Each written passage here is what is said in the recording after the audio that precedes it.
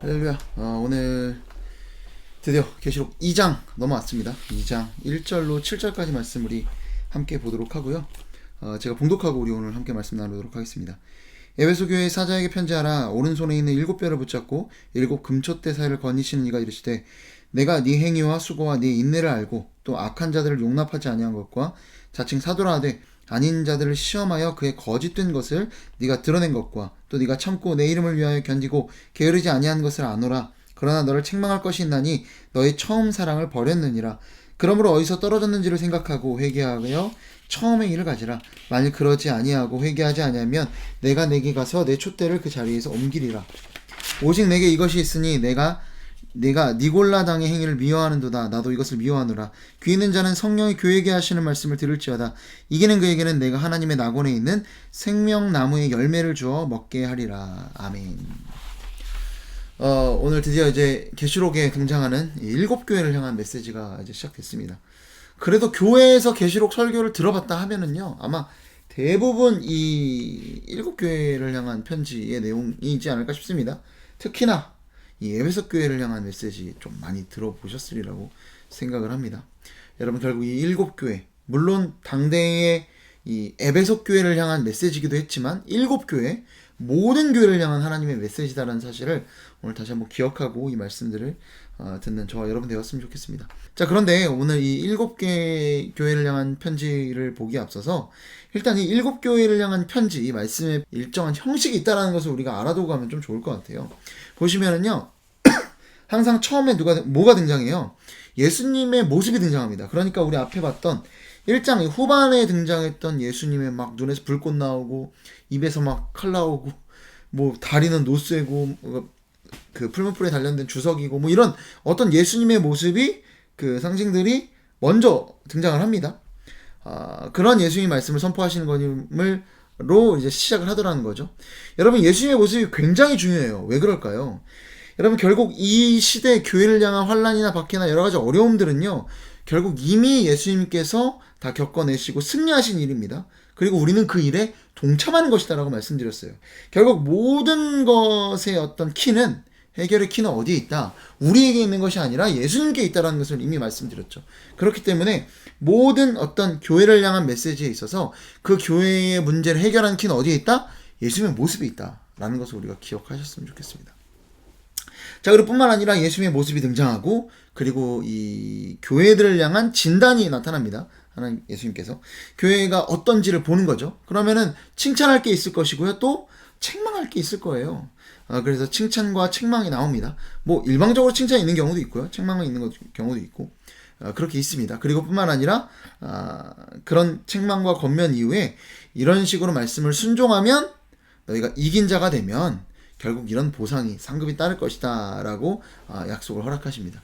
결국 등장하는 상급들은요, 나중에 계시록 후반부에 새성 예루살렘이 임하게 되는 이 최후의 심판 가운데 나타나는 그 상황에서 이것이 어떤 것들인지를 좀 더 자세하게 설명하는 그런 일들이 있을 겁니다. 그래서 어쨌든 이런 어떤 패턴들이 있다, 각 교회에. 이런 걸 기억하고 오늘 말씀을 한번 같이 살펴보도록 하겠습니다. 결국 교회가 문제를 이겨내려면 뭘 봐야 된다고요? 예수님의 모습. 예수님의 모습을 그래서 등장하고 교회에 대한 진단이 나오고 거기에 따른 칭찬과 책망이 있다. 그리고 그 겉면에 따라 그 말씀에 순종하는 자들에게는 최후의 어떤 약속, 이긴 자들에게는 최후의 어떤 상급의 약속이 있다. 이렇게 7교회를 향한 메시지가 이런 형식이 있다는 것을 기억하시면 좋을 것 같습니다. 자, 이제 에베소 교회를 향한 이 메시지를 이제 살펴봤으면 좋겠습니다. 이 에베소 교회는, 에베소 지역은 또 어떤 곳인가에 대해서 우리가 또 살펴볼 필요가 있겠죠. 서신서니까, 상황 서신에 따라서. 이 에베소는요, 항구도시예요, 항구도시. 항구도시라는 게 어떤 의미가 있을까요? 문물이 막 왔다 갔다 하겠죠. 그러니까 엄청난 발전을 했던 곳이 이 에베소 지역입니다. 자, 그러다 보니까 이 에베소를 통해서 복음이 전파되기도 하고 들어오기도 하고, 그래서 정말 중요한 어떤 핵심 요충지였어요. 그러다 보니까 소아시아 교회의 주도적인 역할을 에베소 교회가 하기도 했습니다. 자, 그러면 복음이 나가고 들어오는데도 유리하다면 또 뭐에 유리할까요? 여러분, 우상숭배가 들어가고 나가고 해도 유리한 겁니다. 그래서 우상숭배가 만연했던 아데미 신전 있고 이랬던 곳이 바로 이 에베소 교회였다라고 그렇게 생각을 하시면 좋을 것 같습니다. 자, 그런데 우리가 또 기억해야 될 게 에베소 교회의 어떤 역사적인, 우리가 이 성경을 통해 알 수 없지만 역사적인 어떤 그런 배경도 있지만 성경 안의 배경이 또 특히나 더 중요하지 않겠습니까? 여러분, 에베소는 우리가 특히 바울의 에베소서도 있으니까 이 바울이 개척한 교회지 않겠습니까? 자, 그런데 특히 이곳은 우리가 잘 아는 두란노 서원이라는 곳이 있었던 곳이 바로 이 에베소 지역이었습니다.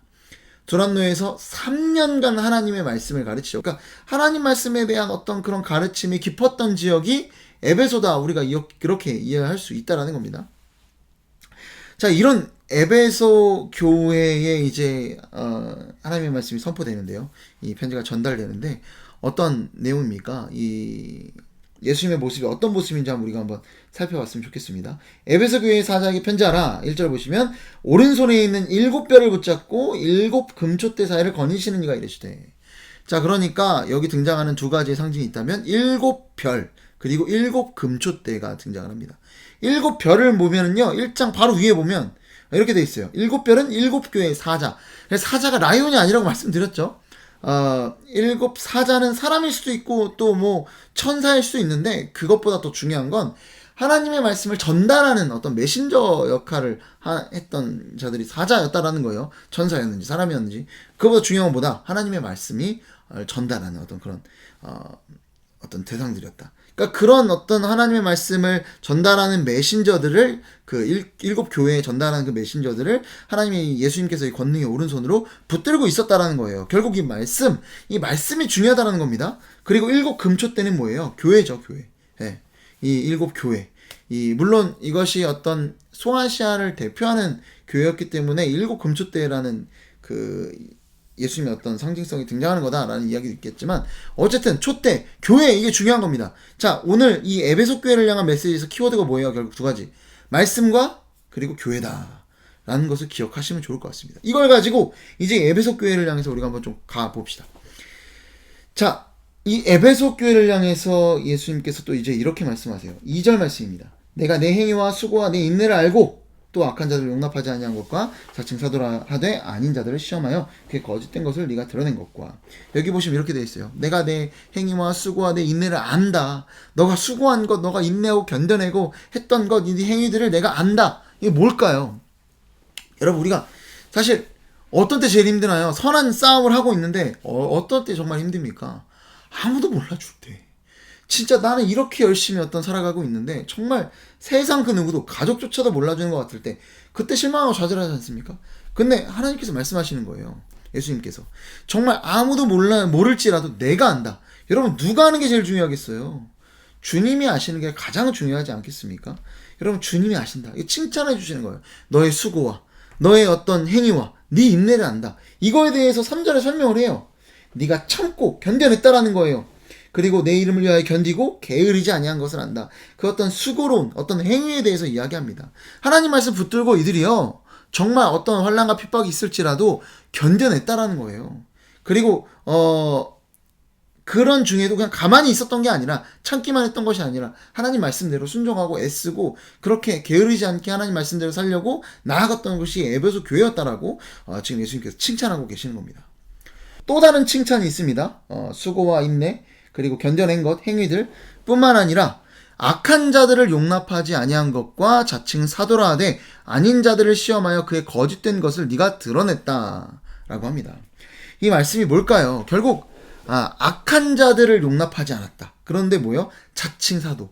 자칭이라는 건 뭐예요? 사도가 아닌데 사도인 척하는 그의 거짓된 것. 그러니까 거짓된 사도, 거짓된 선지자, 정말 하나님 말씀이다라고 하면서 속이는 그런, 어떻게 보면 우리가 말할 수 있는 일종의 이단과도 같은 자들이 이 교회에 들어왔는데 그들을 분별해냈다라는 거예요. 이후에 등장하는 니골라당의 행위를 미워한다. 6절에 등장하는데 이 니골라당도 역시 그 내용이 불분명합니다. 학자마다 달라요. 하지만 중요한 건 뭐냐면 이 니골라당도 이단이에요, 이단.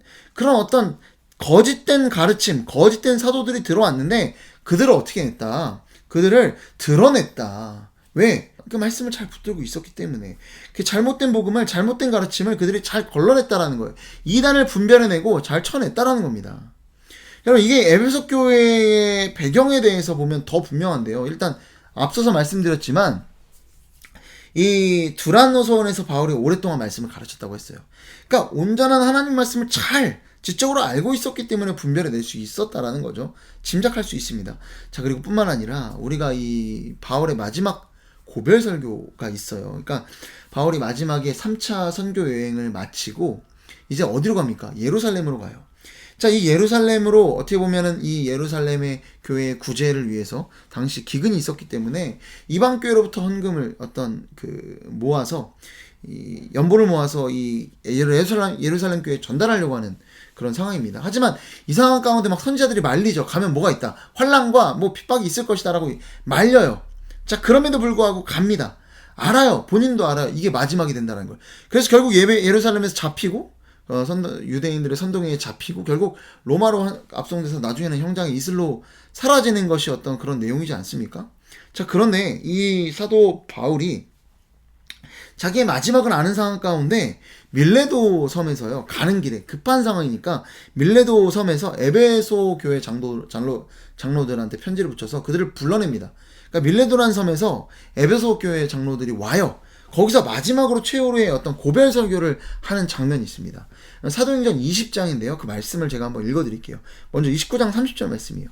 내가 떠난 후에 사나운 이리가 여러분에게 들어와서 그 양떼를 아끼지 아니하며 또한 여러분 중에서도 제자들을 끌어 자기를 따르게 하려고 어그러진 말을 하는 사람들이 일어날 줄을 내가 아노라. 아멘. 여러분, 뭔 내용이겠어요? 제자를 끌어내고 이 이리가 들어오는데 어떤 그 양떼를 아끼지 않고 끌어가고 어그러진 말, 그러니까 거짓된 말, 이런 속임의 말을 하는 사람들이 일어난다라는 것을 어떻게 보면 예언적으로 선포하는 겁니다. 그러니까 거짓 선지자들이 들어올 것이라는 것을 사도 바울이 예상하고 그들을 경계하라는 것을 이제 권면하고 있다라는 거예요.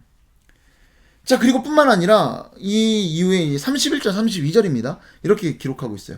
그러므로 여러분이 일깨어 내가 3년이나 밤낮 쉬지 않고 눈물로 각 사람을 훈계하던 것을 기억하라.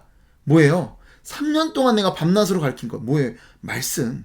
그 말씀을 기억해라. 그리고 32절입니다. 지금 내가 여러분을 주와 및 그 은혜의 말씀에 부탁하노니 그 말씀이 여러분을 능히 든든히 세우사 거룩하게 하심을 입은 모든 자 가운데 기업이 있게 하시니라. 아멘.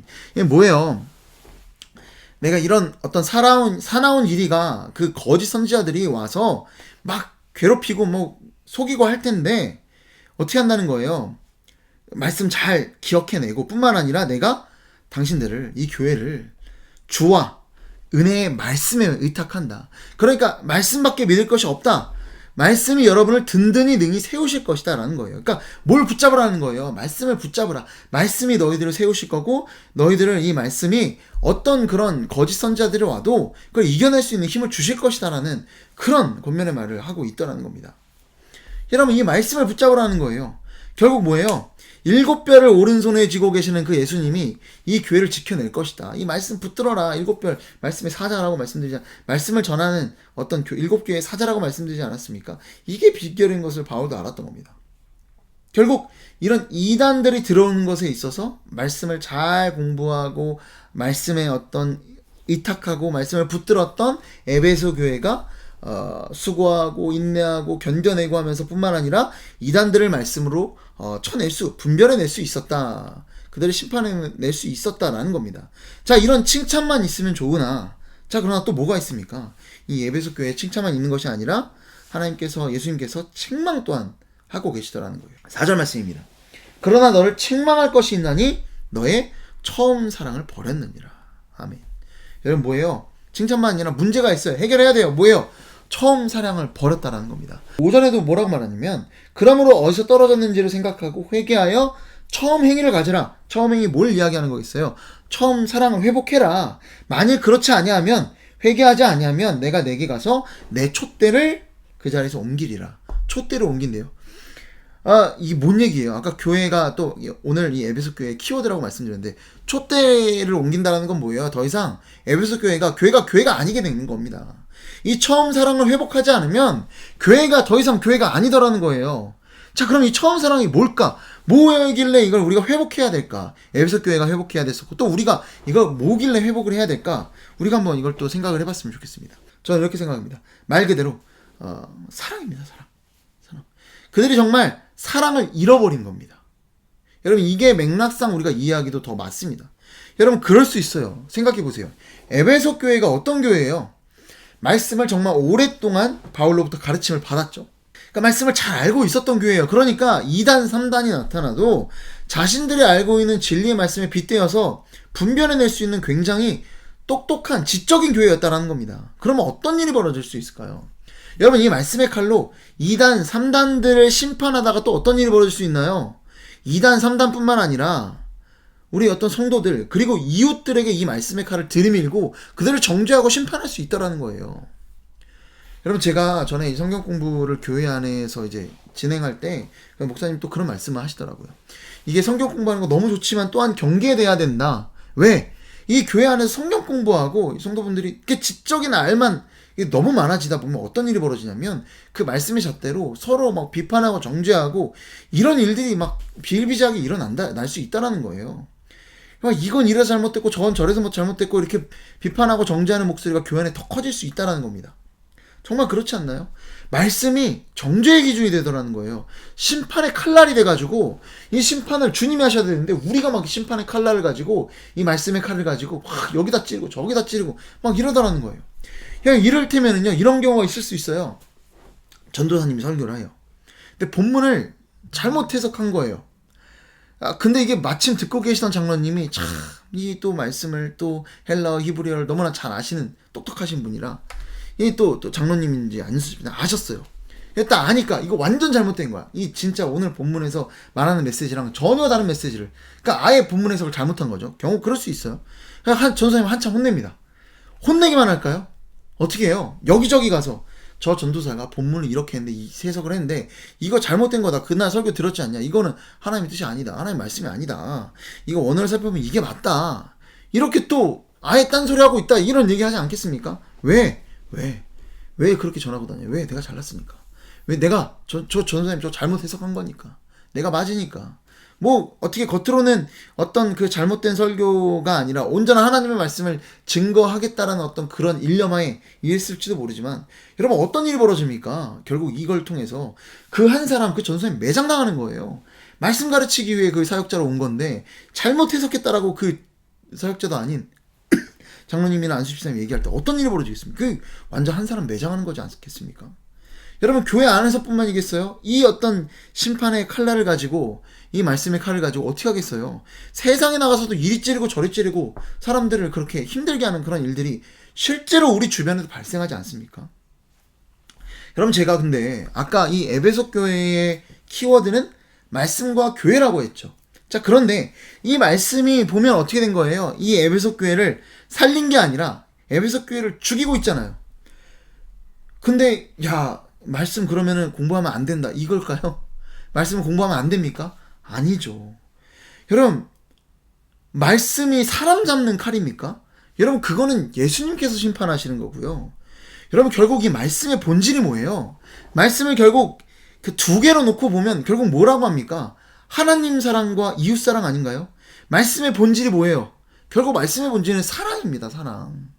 오늘 결국 첫사랑을 잃어버렸다. 말씀을 많이 안다고 하지만 말씀의 본질 자체를 잃어버린 거 아니겠습니까? 여러분, 결국 하나님 사랑, 이웃 사랑 전부 다 잃어버린 거예요. 이웃 사랑을 잃어버렸다는 것은요, 하나님 사랑도 잃어버린 겁니다. 여러분, 이거 이웃 사랑과 하나님 사랑을 구분할 수 있나요? 여러분, 엄밀히 따지면 구분할 수 없습니다. 요한일서 4장 20절입니다. 누구든지 하나님을 사랑하노라 하고 그 형제를 미워하면 이는 거짓말하는 자니 보는 바 그 형제를 사랑하지 아니한 자는 보지 못하는 바 하나님을 사랑할 수 없느니라. 형제를 사랑하지 않는데 하나님을 사랑한다. 이거 거짓말이라는 거예요. 여러분, 이거는 진짜 그 사랑, 뭐 굳이 이웃 사랑으로 이야기하지 않은 것은 이 교회를 향해 너희들 진짜 교회로서 가치를 잃어버렸다라는 거예요. 하나님 사랑, 이웃 사랑 다 잃어버렸다라는 겁니다. 말씀 많이 알면 뭐가 중요합니까? 중요하죠. 하지만 거기서 사랑을 잃어버리면 그건 뭐라는 거예요? 촛대로 옮겨버리겠다. 이건 교회가 아니다라는 겁니다. 여러분, 말씀의 본질을 회복해야 돼요. 사랑이 있어야 된다는 거예요. 말씀 기가 막히게 알고 막 줄줄줄 암송하고 이 내용이 뭔 줄 알고 막 다 알면 여러분 좋죠. 그런데 정작 그 안에 이웃을 향한 사랑이 없고 하나님을 향한 사랑이 없으면요, 그거는요 아무 의미 없다는 겁니다. 여러분, 오늘 이 에베소 교회를 향한 이 하나님의 말씀이 오늘날 나에게 하시는 말씀입니다. 나에게 하시는 말씀인 줄로 믿으시기 바랍니다. 우리가, 저와 여러분이 이 처음 사랑을 회복해야 합니다. 내 이웃을 내 몸과 같이 사랑하자고요. 여러분이 계시록 배우면 그럴 수 있어요. 뭐 지금 초반이야. 어떻게 보면은 뭐 에베소 교회 어디서 들어보실 수도 있을지 모르겠어요. 그런데 앞으로 계속 듣다 보면 정말 야, 계시록 이런 거였구나 깨닫고 알아가는 바가 있지 않겠습니까? 그러다 보면 어떤 위험에 또 빠질 수 있는 거예요. 이 오늘 에베소 교회와 같은 위험에 또 빠질 수 있는 겁니다. 내가 많이 안다. 여러분, 중요하지 않아요. 더 중요한 게 뭐예요? 사랑이 중요한 겁니다. 여러분, 제가 오늘 마지막으로 고린도전서 13장 1절로 3절까지의 말씀을 읽고 오늘 말씀을 마무리하도록 하겠습니다.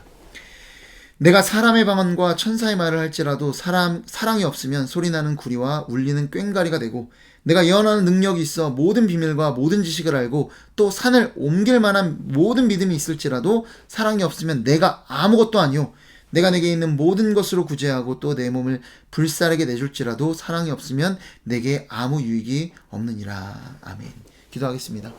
사랑과 은혜가 풍성하신 아버지 하나님, 우리가 아무리 많은 말씀을 잘 알고 있을지라도, 내가 아무리 모든 것을 견뎌내는 그런 믿음이 있을지라도 그 안에 사랑이 없으면 정말 아무것도 아니라는 사실, 정말 이 교회가 아무리 말씀을 잘 알고 순종하는 것처럼 보일지라도 정작 사랑이 없다면 교회가 아니라는 사실을 우리가 오늘 기억하고, 나부터 정말 사랑할 수 있는, 내 이웃을 내 몸과 같이, 또 우리 옆에 있는 성도들을, 내 가족을 사랑할 수 있는 그런 우리 모두가 될 수 있도록 주께서 인도하여 주옵소서. 이 모든 말씀 사랑이 많으신 예수 그리스도의 이름으로 기도드립니다. 아멘.